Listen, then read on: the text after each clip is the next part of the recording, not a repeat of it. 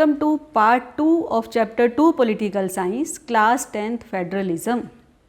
How is federalism practiced in India?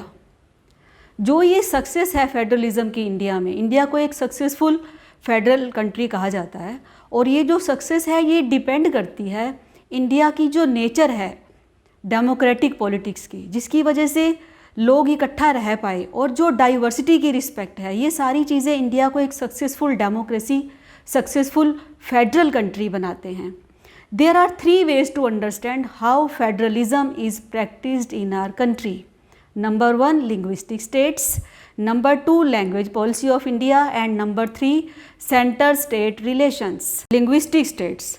In 1947, boundaries of many states were changed. Old states were vanished, new one came into existence. Borders of many states have been changed, names have been changed. This was done to ensure that the people who spoke same language lived in same state. Same language बोलने वाले लोग same state में, एक state में रहें. जैसे पंजाबी भाषा बोलने वाले पंजाब में, कश्मीरी बोलने वाले कश्मीर में, गुजराती बोलने वाले गुजरात में, ऐसे ही मराठी बोलने वाले महाराष्ट्र में, ऐसे ही तमिल बोलने वाले तमिलनाडु में. तो स्टेट्स के आधार पर जो स्टेट्स हैं उनको बांटा गया. जब 1947 के बाद दोबारा से जो है एक प्लानिंग की गई किस तरीके से देश में फेडरलिज्म को प्रैक्टिस में लाया जाएगा. Some states were created on the basis of differences based on their language, ethnicity, geography.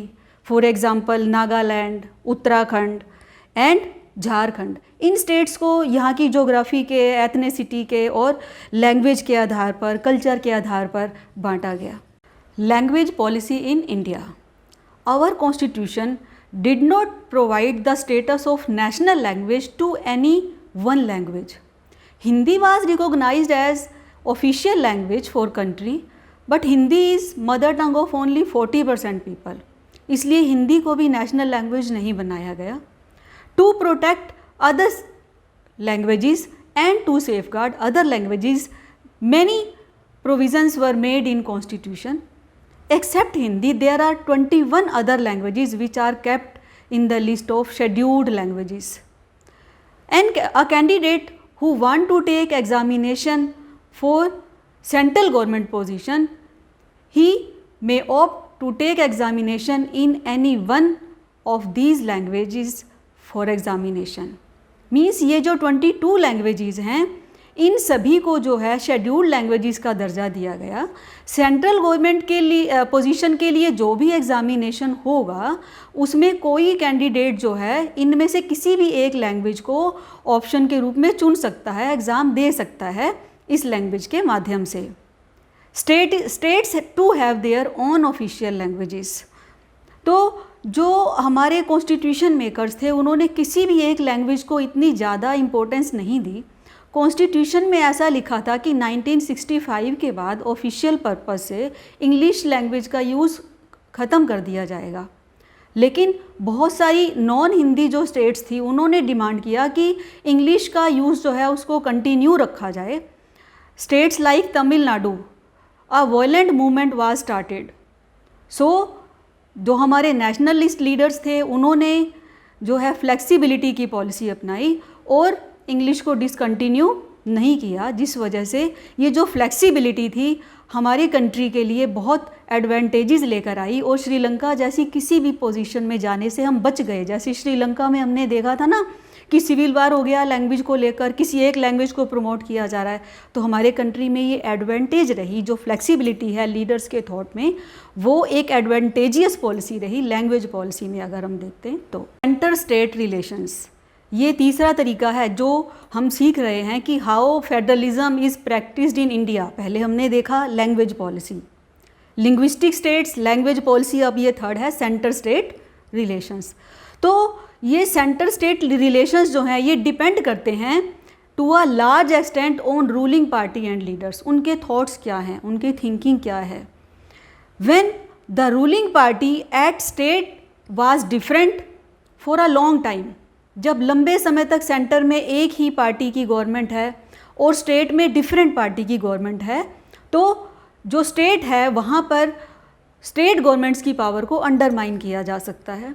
कई बार ऐसा होता है कि लंबे समय तक सेंटर में और स्टेट में सेम ही पार्टी है, ऐसी सिचुएशन में भी जो स्टेट गवर्नमेंट्स हैं उनकी जो अपना राइट्स है, राइट टू ऑटोनोमस पावर का जो राइट है वो अंडरमाइन हो जाता है, वो ठीक से अपनी पावर्स को यूज़ नहीं कर पाते हैं। इंडिया में भी ऐसा हुआ, लंबे समय तक एक पार्टी की गवर्नमेंट रही तो कई बार ऐसा महसूस किया गया, क्रिटिक्स ऐसा कहते हैं कि उस वक्त जो है जो स्टेट पार्टीज़ थी, जिनको रीजनल पार्टीज़ भी कहते हैं, उनकी पावर को अंडरमाइन किया गया।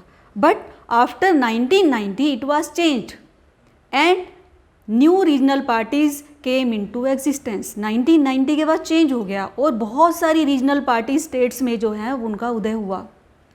ये जो रीजनल पार्टीज़ हैं ये स्टेट लेवल पर जब आई तो कोलिशन गवर्नमेंट का इरा शुरू हो गया, बिगनिंग ऑफ कोलिशन गवर्नमेंट।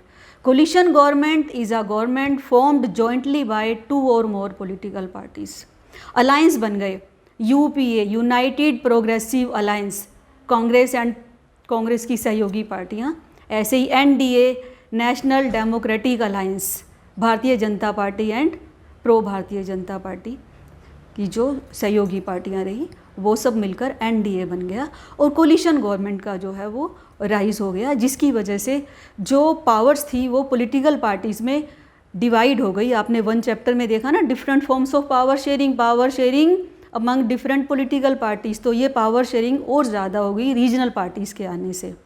लेकिन अब 2014 से कोलिशन गवर्नमेंट नहीं है, पावर में सेंट्रल गवर्नमेंट में भारतीय जनता पार्टी की पूरी मेजॉरिटी है और नरेंद्र मोदी जी प्राइम मिनिस्टर हैं, आप सब जानते हैं। तो अब कोलिशन गवर्नमेंट का इरा भी नहीं है, 2014 से सिंगल पार्टी पावर में है, Bharatiya Janata Party, all of you know. Decentralisation in India, when power is taken away from central and state government and given to local government, that is decentralization of powers. For example, in India, panchayats in rural area and municipalities for urban area. Why decentralization? Decentralization की ज़रूरत क्यों है? बहुत सारे issues हैं, there are number of issues and problems which are better solved at the local level. लोग अपनी problems के बारे में ज़्यादा जानते हैं, उनको कैसे सोल्व किया जाए उनको ज़्यादा पता है।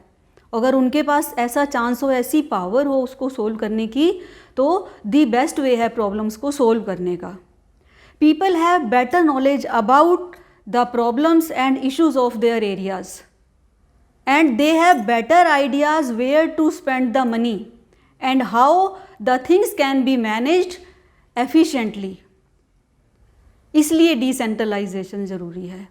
And most important, through decentralisation it is possible for people to participate in decision making. लोगों का शेयर हो जाता है, पार्टिसिपेशन हो जाता है, भागीदारी हो जाती है सत्ता में।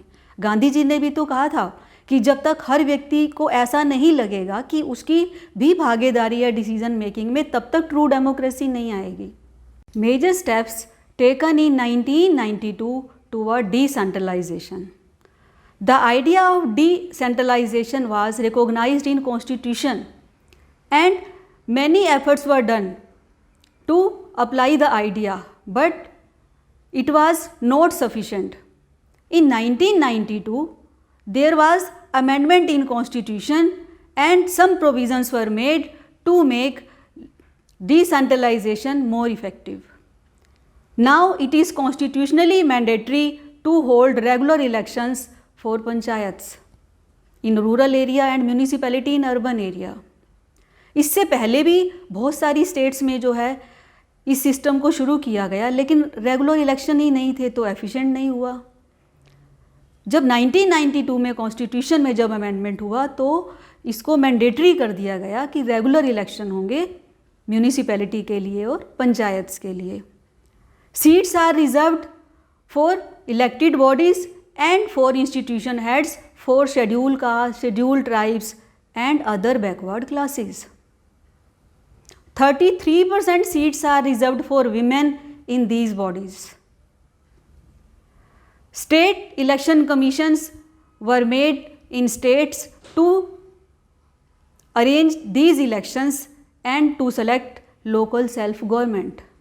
The state governments required to share their sources of revenue with local governments और इनके पास जब रेवेन्यू आया लोकल गवर्नमेंट्स के पास तो डिसीजन मेकिंग इफ़ेक्टिव हो गई, क्योंकि इनकम आ गई सोर्स।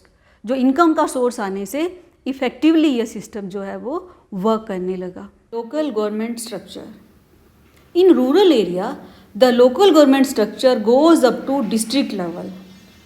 अगर हम ग्राम सभा से शुरू करते हैं, ग्राम सभा is a assembly of all adult people living in village whose name is enrolled in voter list. They elect gram panchayat for one village or few villages.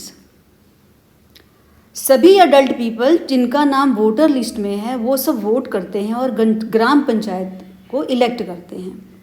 Few gram panchayat are group together to form panchayat samiti और block और मंडल। कुछ states में इसको पंचायत समिति बोला जाता है, कहीं पर इसको ब्लॉक बोला जाता है, कहीं पर इसको मंडल बोला जाता है। ऑल द पंचायत समितिज at district together form Zila परिषद।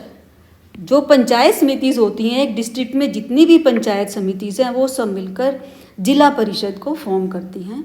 जिला परिषद chairperson is political head of जिला परिषद। जो पॉलिटिकल हेड हैं इसके, वही जो चेयरपर्सन है वो पॉलिटिकल हेड हैं। In urban area municipal corporations are set up in cities. The official head of municipal corporation is called mayor. जो टाउन्स हैं, छोटे सिटीज़ जो हैं, वहाँ पर म्यूनिसिपैलिटीज़ होती हैं और म्यूनिसिपल चेयरपर्सन इनके हेड होते हैं। मीन्स बड़े शहरों में municipal corporation and head is mayor, छोटे शहरों में municipality and municipal chairperson is head. तो इस तरीके से जो ये लोकल गवर्नमेंट का जो स्ट्रक्चर है ये हमारे कंट्री में वर्क करता है, और जो डिसेंट्रलाइजेशन आपने देखा उसको इस तरीके से इम्प्लीमेंट किया जाता है कंट्री में। This is all for this chapter. I hope you like the video. If you have any feedback or any particular chapter you want me to cover next, I would love to hear in comment section. Please don't forget to like, share and subscribe to my channel. Have a good day.